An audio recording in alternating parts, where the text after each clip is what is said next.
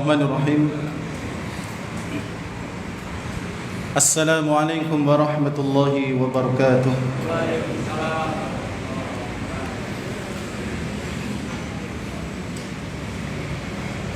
Innal hamdalillah nahmaduhu wa nasta'inuhu wa nastaghfiruh wa na'udzu billahi min shururi anfusina wa min sayyiati a'malina. Man yahdihillahu fala mudilla lahu wa man yudlil fala hadiya lahu. Ashhadu an la ilaha illallah wahdahu la syarika lah wa ashhadu anna Muhammadan 'abduhu wa rasuluh sallallahu alaihi wa ala alihi wa ashabihi wa man sara ala nahjihi wa tamassaka bi sunnatihi ila yaumiddin wa sallama tasliman katsira. Amma ba'du. Qala Allah tabaraka wa ta'ala fi kitabihil karim, ya ayyuhalladzina amanu taqullaha haqqa tuqatih wa la tamutunna illa wa antum muslimun. Wa qala an-nabiy sallallahu alaihi wa ala alihi wa sallam, inna asdaqal hadithi kitabullah wa khairal hadi hadi Muhammadin sallallahu alaihi wa ala alihi wa sallam wa syarrul umuri muhdatsatuha fa inna kulla muhdatsatin fid dini bid'ah wa kulla bid'atin dhalalah wa kulla dhalalatin finnar. Ma'asyiral kaum muslimin wal muslimat rahimani wa rahimakumullah. Ikhwani fillah wa akhwati fid din, a'azzani Allah wa iyyakum jami'an. Alhamdulillah, segala puji hanya milik Allah Subhanahu wa ta'ala yang masih memberikan kesempatan kepada kita untuk bisa beribadah kepadanya dengan menegakkan salat maghrib berjamaah, dilanjutkan dengan ibadah menuntut ilmu, dan sambil menunggu datangnya waktu Isya. Salawat serta salam semoga selalu senantiasa tercurahkan kepada uswatun hasanah kita, Nabiullah Muhammad sallallahu alaihi wa ala alihi wasallam, kepada keluarga beliau, kepada para sahabat beliau, dan juga kepada kaum muslimin yang mengikuti jejak sunnah beliau hingga nanti di yaumul qiyamah. Ma'asyiral kaum muslimin wal muslimat rahimani wa rahimakumullah. Pada kesempatan hari ini, kajian sirah pertemuan yang ke-67 dengan judul Hijrahnya kaum muslimin atau kaum muslimin berhijrah,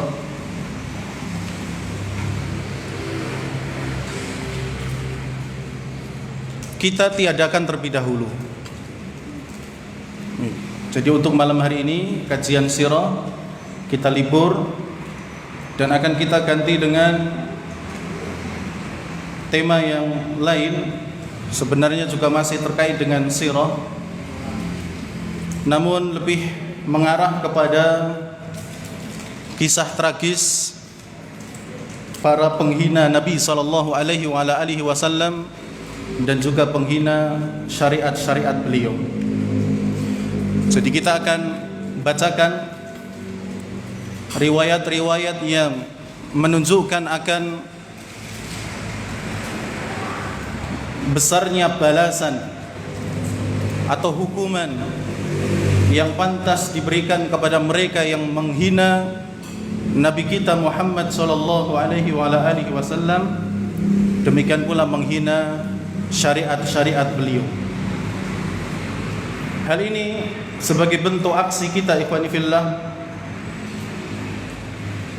atas bentuk kemarahan kita atas hinaan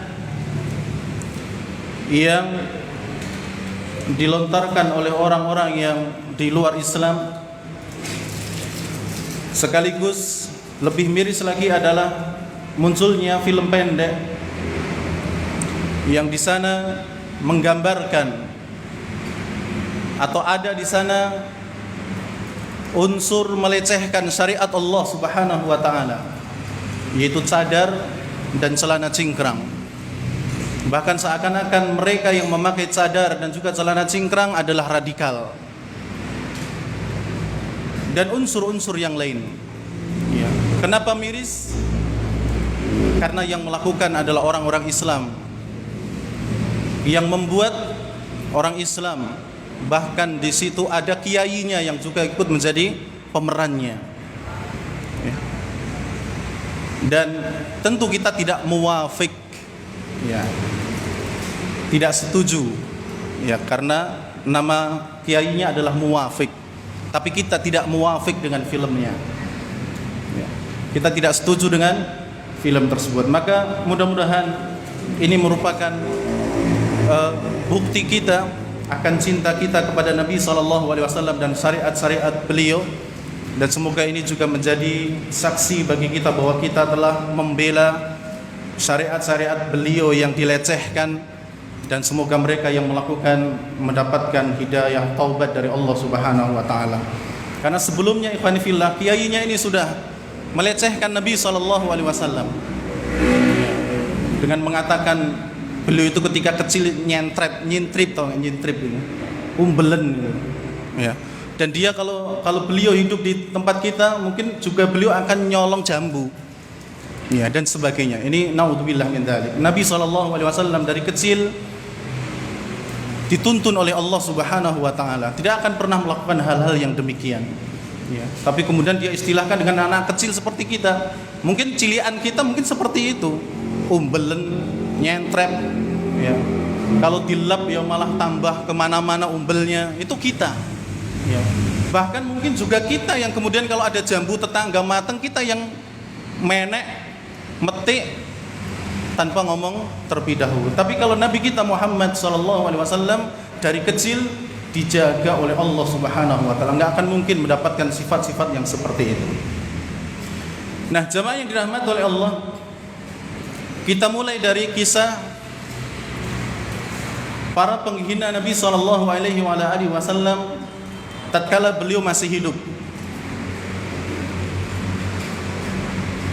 Dalam pelajaran sirah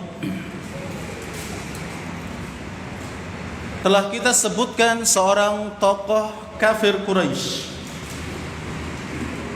yang dia tidak henti-hentinya melecehkan Nabi SAW, menghina Nabi SAW, dan dia adalah Abu Lahab. Abu Lahab adalah salah satu di antara pentolan kafir Quraisy yang menghina Nabi SAW dengan julukan-julukan yang tidak pantas bagi beliau. Sahir, kadzab, majnun, ya, tukang sihir, pendusta, gila, dan julukan-julukan jelek yang lain. Ya, oleh karena itu kemarin dalam bahasa Arab disebutkan contoh firman Allah Subhanahu wa taala, tabbat yada abi lahabi wa tab. Dan sungguh telah celaka kedua tangan Abu Lahab. Dan sungguh dia benar-benar celaka. Abu Lahab akhir kehidupannya ikhwani fillah, dia mengalami penyakit yang namanya adasa. Penyakit yang mengeluarkan bau busuk dari tubuhnya, entah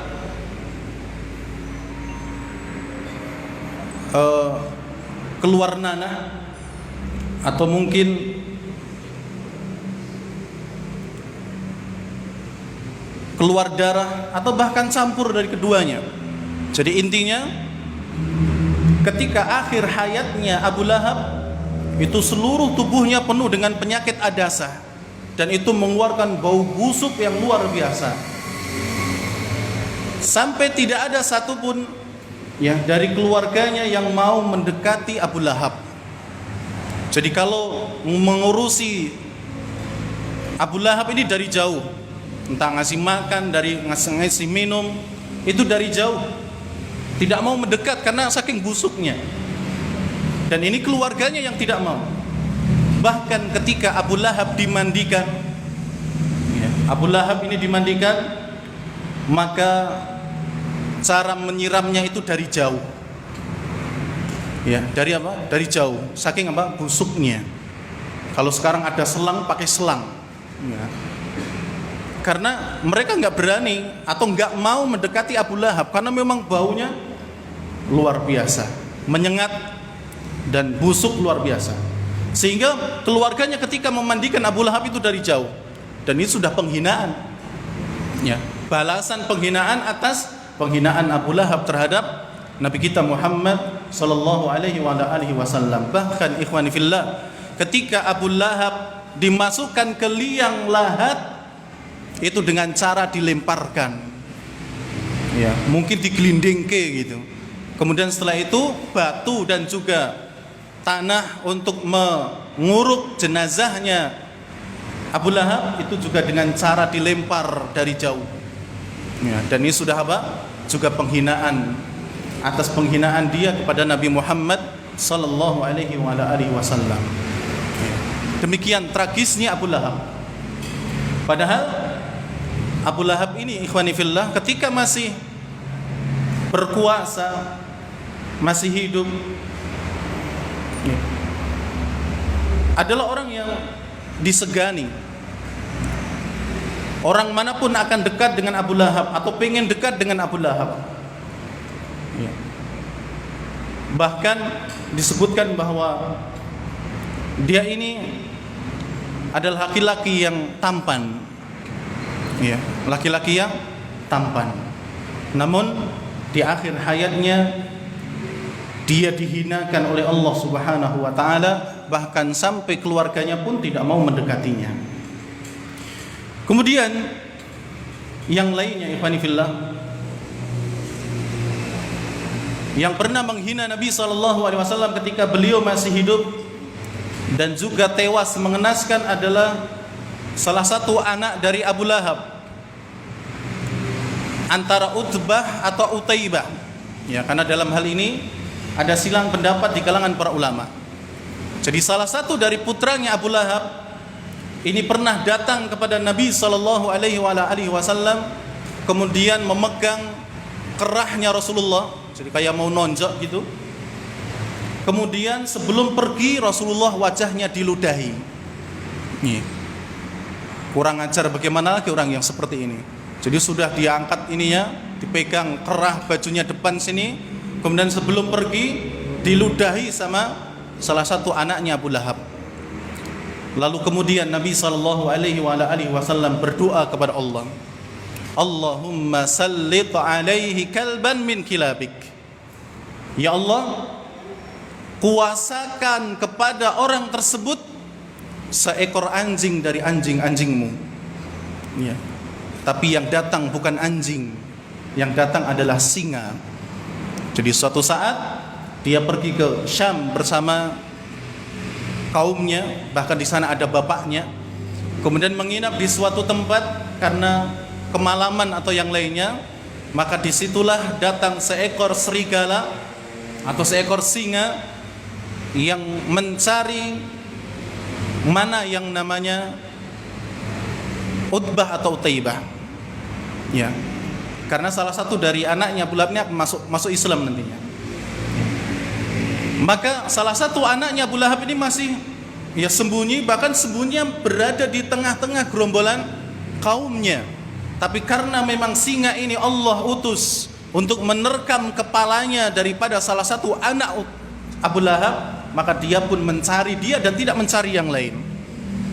Sudah, walaupun di tengah-tengah kaumnya, kenalah dia, diterkam dan tewas seketika itu pula. Jadi salah satu anaknya Abu Lahab yang juga mencaci maki menghina Nabi SAW sampai meludahi wajah Rasulullah yang mulia, tewas ya, dimangsa oleh salah satu singanya Allah Subhanahu wa taala. Padahal doanya Rasulullah cuma minta apa? Anjing. Ya. Akan tetapi Allah utus singa karena mungkin sudah keterlaluan. Seorang nabi yang mulia di bahasa saya itu dicengkiwing. Ya. Jadi kerah bajunya itu diambil ya, kayak mau dihajar gitu. Sebelum pergi diludahi terlebih dahulu. Ini luar biasa penghinaannya. Tapi juga tewas dengan cara dihinakan pula oleh Allah Subhanahu wa taala. Kemudian jemaah yang dirahmati oleh Allah Subhanahu wa taala, satu orang lagi yang juga menjadi pentolannya orang-orang kafir Quraisy di Mekkah yang suka mengganggu dakwah Rasulullah dan juga melecehkan, merendahkan, menghina Nabi sallallahu alaihi wasallam. Dan dia adalah Abu Jahal. Ya. Yang sebelumnya namanya adalah Abul Hakam. Karena sebenarnya orangnya cerdas, pinter. Tapi saking pinternya jadi goblok. Ya. Kemudian dijuluki oleh Rasulullah dengan Abu Jahal. Akhir hayatnya Abu Jahal dipenggal kepalanya oleh Abdullah bin Mas'ud radhiyallahu taala di perang Badar. Ya. Dipenggal kepalanya oleh Abdullah bin Mas'ud, dan Abdullah bin Mas'ud secara nasab bukanlah nasab yang mulia. Sehingga Abdullah bin Mas'ud ini ketika masuk Islam sering diganggu, sering disiksa. Bahkan kalau masih ingat kisah Abdullah bin Mas'ud ketika membaca Al-Quran di depan orang-orang kafir Quraisy, dihajar sampai babak belur. Kemudian bangun lagi, membaca lagi, dihajar lagi sampai babak belur. Ya, Abdullah bin Mas'ud. Karena Abdullah bin Mas'ud secara garis keturunan tidak seperti Abu Bakar As-Siddiq yang memiliki garis keturunan bagus. Ya, silsilahnya dari orang-orang yang ternama. Tapi kalau Abdullah bin Mas'ud tidak. Bahkan Abdullah bin Mas'ud itu pekerjaannya adalah mengembala kambing, dan beliau memiliki kulit yang hitam. Ya. Kalau tidak bisa dikatakan hitam banget, tapi setidaknya bukan dari golongan kulit putih, sehingga wajar ketika itu beliau sering menerima rasis, diejek apalagi ketika masuk Islam. Tapi dia bisa memenggal kepalanya Abu Jahal, dan ini juga bagian dari apa? Kehinaan. Yang memenggal bukan Rasulullah, tapi seseorang yang dahulu pernah dia hinakan, yaitu Abdullah bin Mas'ud radhiyallahu taala anhu. Kemudian jamaah yang dirahmati oleh Allah, di kisah yang lain yang disebutkan oleh Ali bin Abi Thalib radhiyallahu taala anhu, beliau pernah mengatakan anna yahudiyatan kanat tashtumun nabiyya sallallahu alaihi wasallam wa taqa'u fi. Jadi suatu hari pernah ada seorang wanita Yahudi yang dia menghina dan mencela Nabi sallallahu alaihi wasallam. Fa khanaqaha rajulun hatta matat. Kemudian ada seorang sahabat Nabi radhiyallahu taala anhu yang langsung mencekek wanita itu ketika itu pula, dan juga langsung mati, tewas. Dan Nabi sallallahu alaihi wasallam membatalkan darahnya. Artinya hukuman yang mungkin bisa ditimpakan kepada sahabat tersebut digugurkan oleh Nabi sallallahu alaihi wasallam, karena ketika itu memang ya sedang membela Nabi sallallahu alaihi wasallam. Jadi inilah jamaah yang dirahmati oleh Allah, beberapa orang yang tewas secara tragis setelah dahulunya adalah orang-orang yang mencaci maki, menghina Nabi sallallahu alaihi wasallam, dan ketika itu Rasulullah masih hidup. Yang kedua, kita akan sebutkan kisah penghinaan atau penghina Nabi sallallahu alaihi wasallam setelah beliau meninggal. Disebutkan ada seorang Nasrani yang bernama Asaf. ya, namanya Assaf. Dia lancang sambil berdiri mencaci maki, mencela dan menghina Nabi sallallahu alaihi wasallam. Maka seluruh manusia ketika itu marah. Dan inilah seharusnya yang harus ditampakkan oleh kaum muslimin ketika nabinya dihina, dicaci maki, marah. Tapi tentu ada koridor di mana nanti kita boleh marah, di mana kita tidak boleh melakukan ini, ya, boleh melakukan itu, tidak boleh melakukan ini dan sebagainya. Tapi setidaknya kita menampakkan kemarahan kita kepada siapa yang menghina Nabi Muhammad sallallahu alaihi wasallam. Dan itu harus, karena sebagaimana yang diterangkan dalam khutbah Jumat tadi, bahwa Nabi Muhammad sallallahu alaihi wasallam adalah orang yang harus kita cintai melebihi daripada cinta kita kepada anak-anak kita, istri-istri kita, bahkan atas kita sendiri. Karena kalau tidak demikian maka imannya tidak akan sempurna. Maka ketika beliau dihina maka kita harus marah, ya. Dan ini juga yang pernah terjadi pada yang namanya Assaf, mencaci maki Nabi SAW. Kemudian seluruh manusia ketika itu marah kepada Assaf ini. Sampai ulama pun demikian, marah kepada Assaf karena Nabi Muhammad SAW dihina. Salah satu di antara ulama yang marah ketika itu adalah Syekhul Islam Ibnu Taimiyah rahimahullahu taala, sehingga beliau menulis sebuah kitab dengan judul As-Sarimul Maslul ala Syatimir Rasul, ya, yang artinya adalah kurang lebih pedang yang menghunus, ya, pedang yang keluar dari tempatnya itu bagi pencela Rasulullah sallallahu alaihi wasallam. Dan situ beliau menerangkan hukum orang yang mencela Nabi sallallahu alaihi wasallam. Bahkan di situ disebutkan bahwa taubatnya orang yang mencela Rasul itu tidak sah. Ya. Tapi ini adalah tentu pendapat yang berlebihan dari beliau, karena pencela Rasul kalau memang dia kemudian seorang muslim dan mau bertobat dengan taubatan nasuha, maka tobatnya akan diterima oleh Allah. Ya. Tapi ketika itu beliau saking marahnya mungkin sampai mengatakan bahwa tobatnya pencaci maki Rasul tidak sah. Dan dengan sebab ini pula kemudian beliau dipenjara. Ya. Syekhul Islam Ibnu Taimiyah rahimahullah taala saking marahnya sehingga beliau menulis sebuah kitab As-Sarimul Maslul ala Syatimir Rasul. Ya. Khusus tentang orang-orang yang mencaci maki Nabi sallallahu alaihi wasallam. Kemudian juga yang marah ketika itu adalah seorang ulama yang bernama Al-Allamah Taqiyuddin As-Subki rahimahullah, yang juga beliau menulis sebuah kitab dengan judul As-Saiful Maslul ala man syabbar Rasul. Ya, hampir sama maknanya. Pedang yang terhunus bagi orang yang mencaci maki, menghina Rasulullah sallallahu alaihi wasallam. Dan beliau mengatakan, saya tidak memiliki kemampuan untuk membalas si pencela Nabi Muhammad SAW. Namun Allah mengetahui bahwa hatiku sangat membenci dan mengingkarinya. Jadi ketika itu beliau tidak bisa berbuat apa-apa. Ya, karena disebutkan Assaf ini kemudian berlindung kepada petinggi pada zaman itu.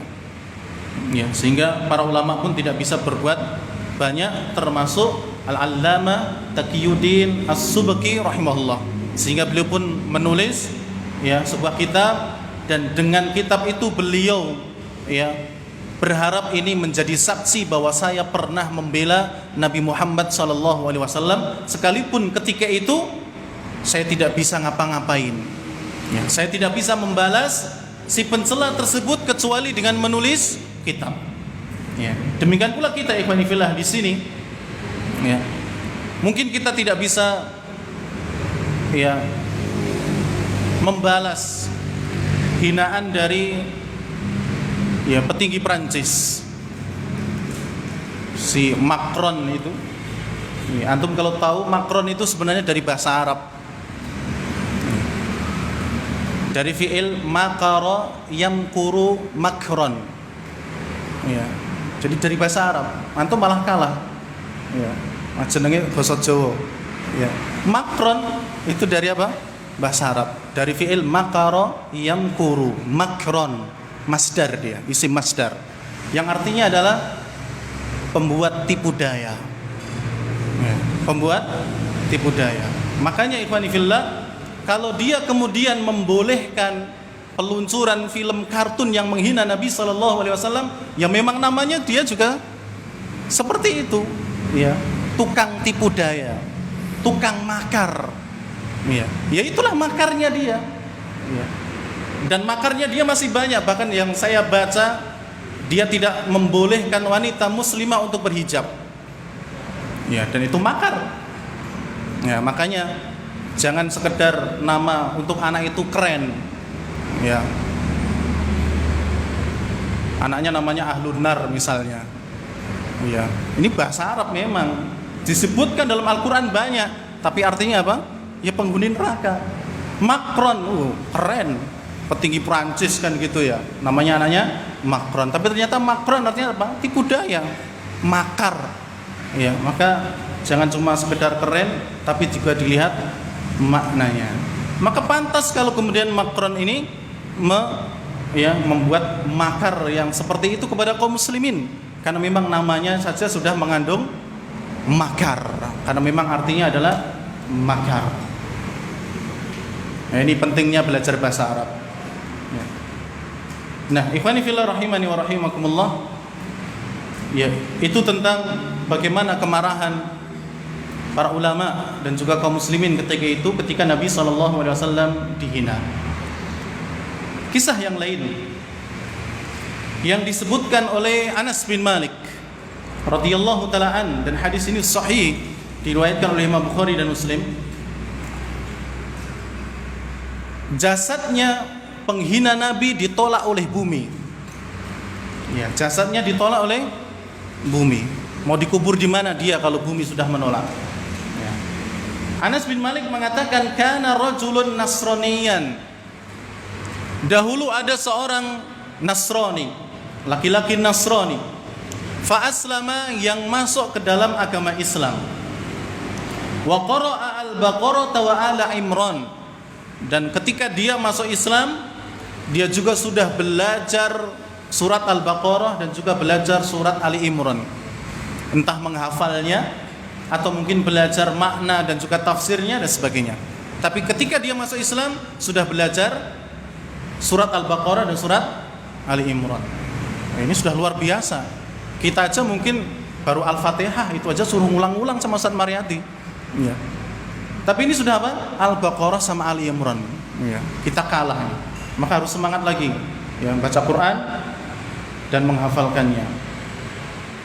Nanti kalau suruh ngulang, yaudah terus ulang, suruh lagi terus. Nanti yaudah mbah, besok surat Al-Fatihah dilanjutkan, kan gitu nanti.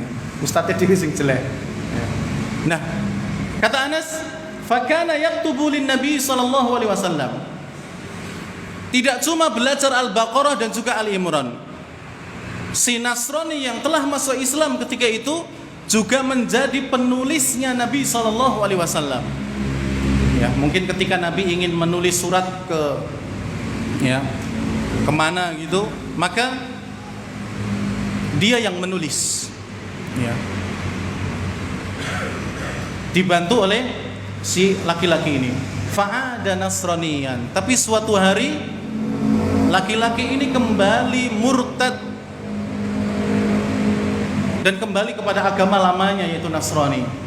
Fakana yaqul, maka ketika kembali itu dia mencela Nabi SAW, menghina Nabi SAW dengan mengatakan kepada teman-temannya sesama agamanya, ma yadri Muhammadun illa ma katabat lahu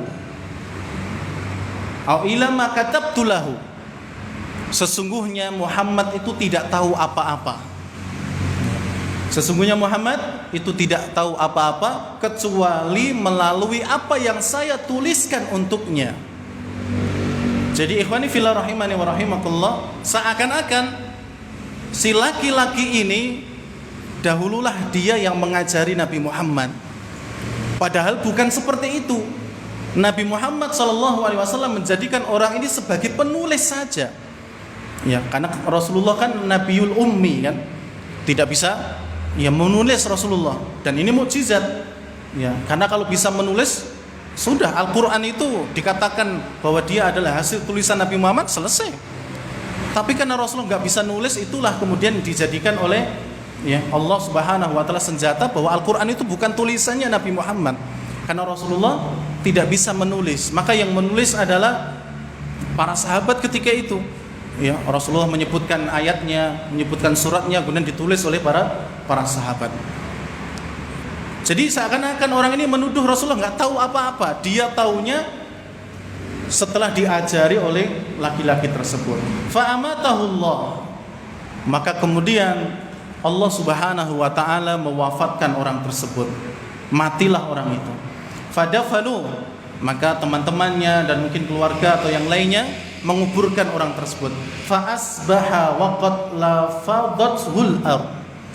Namun ketika pagi hari, jenazah laki-laki yang menghina Nabi tersebut keluar dari kuburannya. Faqalu, kemudian mereka yang mengetahui hal itu mengatakan hadza fi'lu Muhammadin wa ashabi. Pasti ini adalah ulah dari Muhammad dan kawan-kawannya. Lamma haraba minhum, karena si jenazah ini telah keluar lari dari agama Islam, kemudian nabashu an sahibina fa'alqaw, maka mereka pun menggali kuburnya teman kita ini, kemudian mereka mengeluarkannya. Fahafaru lahu fa'amaku, maka kemudian digali lagi kuburannya lebih dalam dari yang pertama, sudah dikubur lagi. Fa asbaha wa qad lafadathul ard, pagi harinya keluar lagi itu jenazah. Ya, ini bukan film ya di Indosiar ya, tapi ini beneran, ini riwayat Bukhari dan Muslim. Keluar itu mayit. Ya. Jenazah yang melaknat ataupun menghina Nabi SAW keluar pagi harinya. Ketemu lagi sama orang-orang itu, kemudian mengatakan ini pasti pekerjaan Muhammad dan kawan-kawannya. Mereka gali, kemudian dikeluarkan lagi. Kemudian mereka apa? Fahafaru lahu wa a'maqu lahu fil ardi mastata'u. Mereka kemudian menggali lubang lagi lebih dalam daripada yang kedua semampu mereka. Nganti sak sayae pokoknya. Digali sampai apa? Sampai dalam. Maka kemudian fa asbaha wa qad ladafatul ard. Pagi harinya jenazah ini keluar lagi. Padahal sudah dalam sekali, nggak mungkin itu orang bisa apa? Akan bisa mengambilnya. Fa'alimu, baru mereka sadar dan tahu innahu laisa minan nas. Ini bukan perbuatan manusia. Ini bukan ulahnya Muhammad dan juga kawan-kawannya. Ini memang adabnya dia dari Allah Subhanahu wa taala. Fa'alqu, maka kemudian jenazah itu mereka buang. Ya. Entah dikubur lagi atau dibuang, pokoknya fa'alqu, udah dibuang. Jadi mereka udah nggak mau ngurusin lagi, karena podo wae mau ditaruh dimanapun dalam tanah akan keluar lagi. Pas pertama sama kedua kejadiannya, mereka menyangka ini perbuatan Muhammad dan teman-temannya. Ayo kubur lagi. Ternyata sudah dalam sampai semampu mereka, ya keluar lagi. Ini nggak mungkin manusia bisa gali lagi, nggak mungkin. Tapi apa? Keluar. Mereka baru sadar bahwa ini merupakan ya adab bagi jenazah tersebut. Maka kemudian sama mereka dibiarkan atau dilemparkan begitu saja. Ya. Dan ini termasuk pada bagian ya, pencaci maki Nabi yang ketika itu Nabi SAW masih hidup. Yang terakhir jemaah yang dirahmati oleh Allah, tentang seorang yang menghina Nabi SAW sampai seekor anjing pun marah. Ya. Bayangkan, seekor anjing pun marah. Nek kita ngerti Nabi Muhammad dihina nggak marah, yo kebangetan. Ya. Segawon yang nganti muring-muring, kenapa kita nggak muring-muring kan? Disebutkan ya fillah,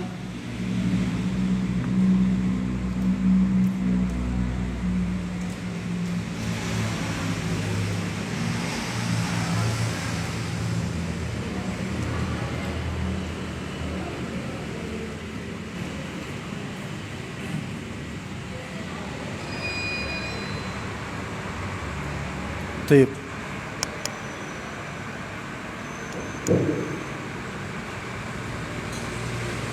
Ya, sampai lampu pun marah. Ya. Kebangetan kalau kita nggak marah. Tip. Seekor anjing apa? Marah ketika dia melihat ada seorang yang menghina Nabi sallallahu alaihi wasallam.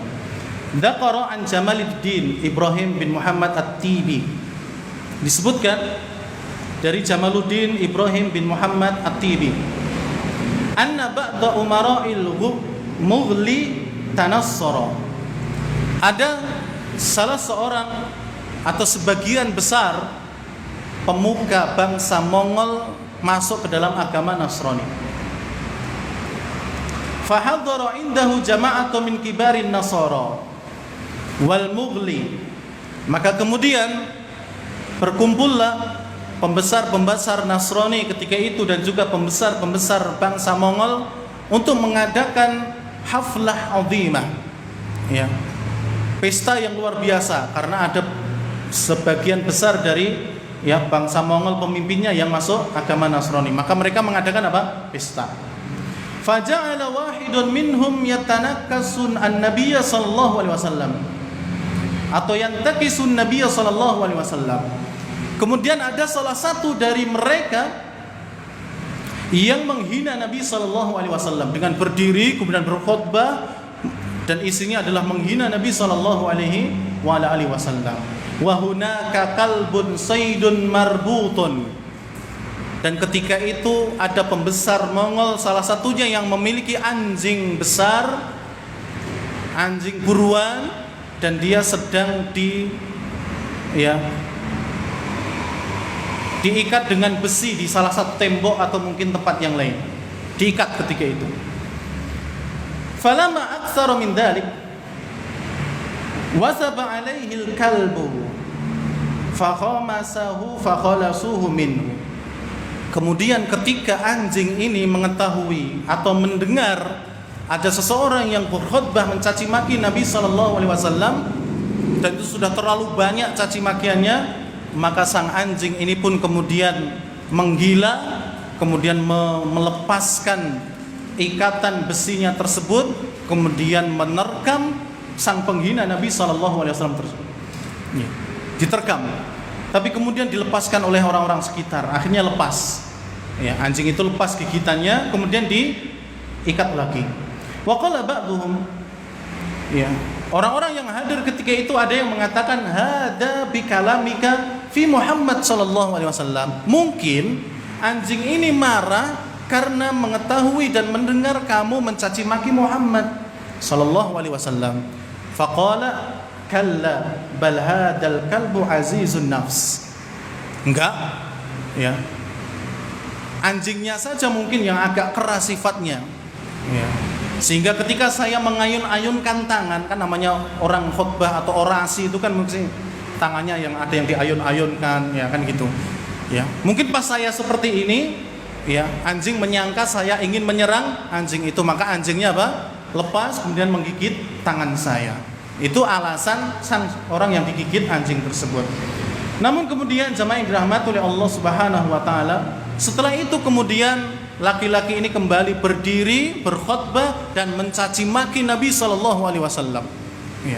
Jadi masih tetap apa? Mencaci maki dalam khutbah beliau. Dan untuk kedua kalinya ini, maka sang anjing pun marah, kemudian fasawabal kalbu marratan ukhra. Kemudian lepaslah anjing itu untuk yang kedua kalinya, kemudian menggigit bagian leher sang pendeta tersebut sampai tewas. Ya, sampai apa? Sampai tewas. Jadi kalau tadi tangan kemudian bisa dilepas, ngeyel. Ya, ketika ditanya mungkin dia marah karena kamu mencaci maki Muhammad, katanya bukan, sifatnya anjing saja yang keras. Akhirnya pas dia khutbah lagi, mencaci maki lagi Nabi sallallahu alaihi wasallam, maka anjing itu lepas lagi, kemudian menggigit bagian leher orang yang berkhutbah dan mencaci maki Nabi sallallahu alaihi wasallam tersebut, kemudian tewas. Fa aslama bisababi dzalika nahwa 40,000 minal mughli. Dan kata Al-Imam Ibnu Hajar Al-Asqalani rahimahullah, dengan sebab matinya orang itu, maka 40.000 orang dari bangsa Mongol masuk Islam. Langsung setelah kejadian, ada seseorang yang mencaci maki Nabi, kemudian digigit lehernya, langsung mati.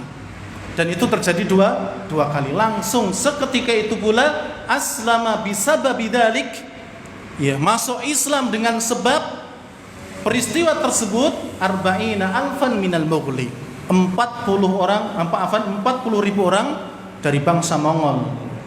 Ya, Masya Allah, masuk Islam. Jadi apa ikhwan fillah, pencaci maki dan penghina Nabi SAW, mereka akan mendapatkan balasan dari Allah Subhanahu wa taala. Ya, ini para penghina Nabi SAW. Sekarang kita masuk pada mereka yang merendahkan dan juga menghina syariat Nabi Muhammad SAW.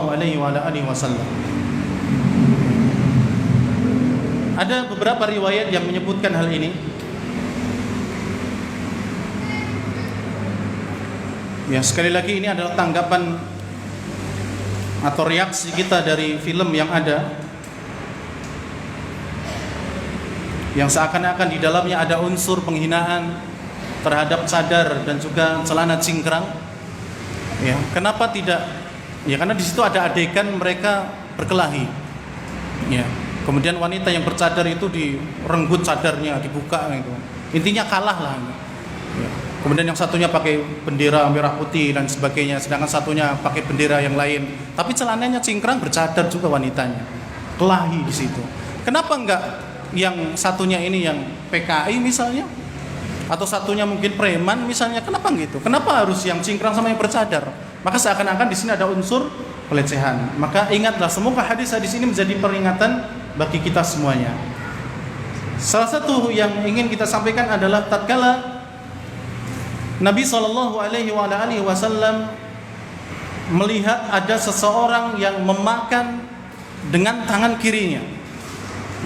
Ingat, Islam mengajarkan kita makan dengan tangan kanan, minum dengan tangan kanan. Maka kalau makan gorengan sama cabenya, ya cabenya jangan di tangan kiri, gantian. Susah ben daripada untuk dosa. Walaupun cuma cabai, kan terkadang kita ini gorengannya, ini cabenya enak banget. Ya. Tapi usahakan jangan demikian, karena kata Rasulullah, tidaklah syaitan itu makan kecuali dengan tangan kiri. Ya. Kalau antum bukan syaitan, makanlah dengan tangan kanan. Ya. Karena syaitan makannya dengan tangan kiri. Kalau antum bukan syaitan, maka makanlah dengan tangan kanan, dan itu yang diperintahkan oleh Nabi. Ada seseorang yang makan dengan tangan kiri. Lalu kemudian diingatkan oleh Nabi SAW, kul biyaminik, wahai fulan, makanlah kamu dengan tangan kanan. Qal la astati, aku enggak bisa wahai Rasulullah. Qal, kata Rasulullah, la lastata'ta, kamu tidak akan pernah bisa makan dengan tangan kanan. Ya, ma mana'ahu illal kibr, tidaklah orang itu menolak untuk makan dengan tangan kanan kecuali karena dia sombong, jadi meremehkan. Ya, nggak apa-apa Rasulullah, saya makan pakai tangan kiri. Ya, padahal dia bisa pakai tangan kanan. Cuman dia melakukan itu karena apa? Sombong. Maka kata Rasulullah, kamu tidak akan pernah apa? Bisa makan dengan tangan kanan. Riwayat mengatakan fama rafa'aha illa fi. Maka sungguh orang tersebut tidak bisa mengangkat tangannya ini sampai ke mulutnya. Nggak bisa. Bagaimana dia makan? Wallah alam bisawab. Mungkin ditendang ke atas gitu baru dimakan. Tapi dia nggak bisa menggunakan tangannya lagi untuk makan sampai ke mulutnya. Nggak bisa. Dihukum langsung ketika itu. Ya, karena ketika itu dia suruh makan dengan tangan kanan, yang awalnya dia makan dengan tangan kiri, suruh makan dengan tangan kanan, ngeles. Ya, nggak bisa wahai Rasulullah. Padahal dia bisa. Langsung didoakan sama Nabi SAW. Ada riwayat lagi yang lainnya, ada dua kita sekalian sebutkan. Disebutkan dalam hadis Bukhari dan Muslim, Rasulullah SAW pernah mengatakan, idza staiqadha ahadukum min naumihi fala yaghmis yadahu fil ina hatta yaghsilaha salasan. apabila salah seorang di antara kalian bangun tidur malam, ya, bangun dari tidur malam,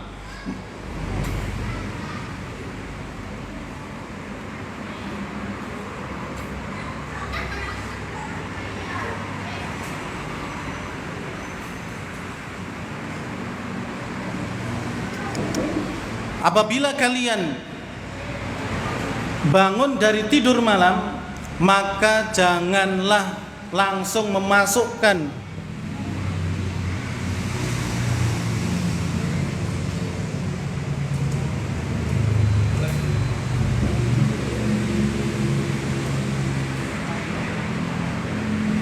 jangan langsung memasukkan tangan kalian ke dalam ember atau gayung.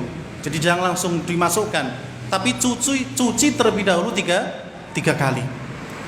Jadi kalau bangun malam, mau subuhan, mau wudu, jangan langsung dicemplung ke ciduk atau ke ember, tapi dicuci dulu 3 kali dengan keran yang mengalir itu misalnya, baru kemudian berwudu atau bisa dimasukkan ke dalam ember dan sebagainya. Fa innahu la yadri aina batat yadahu. Karena tadi malam dia tidak tahu tangannya ini kemana. Ya. Apa sambil tidur, ya, dumuk telek cecak misalnya, atau telek pitik sing urung dibuang ya diambil misalnya pas tidur, kan nggak kerasa. Maka ada orang yang ngeyel, saya tahu tadi malam tangan saya di mana, di atas ranjang. Maka kemudian ikhwani fillah, pada pagi harinya orang yang ngece tersebut tangannya sudah masuk ke dalam duburnya sampai ke pergelangan tangan, masuk ke dalam duburnya, langsung dihukum ketika itu pada pagi harinya. Ya, itu hukuman langsung bagi mereka yang menghina syariat Allah Subhanahu wa taala. Terakhir ikhwani fillah, Rasulullah sallallahu alaihi wasallam pernah menyebutkan atau melarang dalam hadis Abu Hurairah. Beliau mengatakan bahwa Rasulullah sallallahu alaihi wasallam pernah melarang seseorang untuk minum langsung dari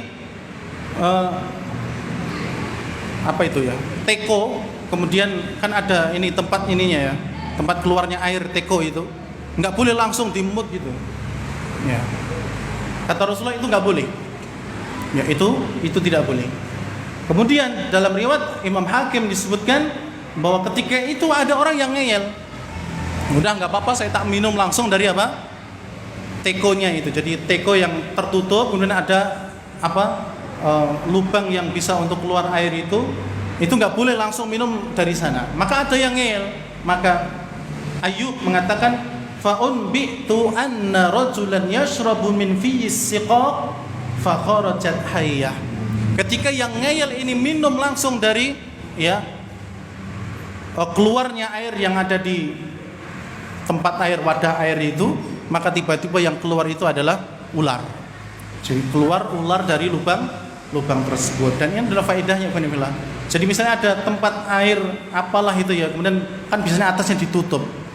Ya, kan nggak tahu kita itu di dalamnya itu apakah ada coronya atau mungkin ada cacingnya, kan ketutup nggak kelihatan, kecuali kalau memang remang-remang atau kelihatan dari luar itu. Kalau yang ketutup itu kan kalau kita langsung minum gitu, lah kalau coronya yang keluar, ya berarti kan kita minum es teh coro kan itu, ya. Atau cacing atau apalah ya, itu masih mending mungkin coro. Kalau ular, mungkin ularnya masih kecil, ya maka teko atau wadah air itu yang memang ketutup dari luar nggak kelihatan dalamnya apa, itu jangan langsung minum dari itu, tapi tumpahkan dulu di gelas. Jadi nanti kalau ada coronya, nggak jadi minum kan gitu. Ya kalau langsung gelap-gelap coro 5 melepuh kabeh ya kan lumayan kan gitu. Ya ini faedahnya. Maka kenapa Nabi SAW tidak membolehkan hal tersebut. Jamaah yang dirahmati oleh Allah, demikian apa yang bisa kita sampaikan. Mudah-mudahan bermanfaat dari kisah-kisah ini, dan intinya adalah bahwa kita tidak boleh mengejek ya syariat-syariat Allah Subhanahu wa taala walaupun hanya sekedar bercanda.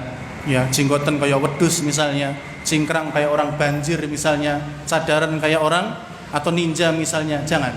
Ya, karena ini adalah syariat Allah, tidak boleh kita jadikan sebagai bahan untuk olok-olokan. Wallahu taala a'lam bishawab. Subhanakallahumma rabbana wa bihamdika asyhadu an la ilaha illa anta astaghfiruka wa atubu ilaik. Wassalamu alaikum warahmatullahi wabarakatuh.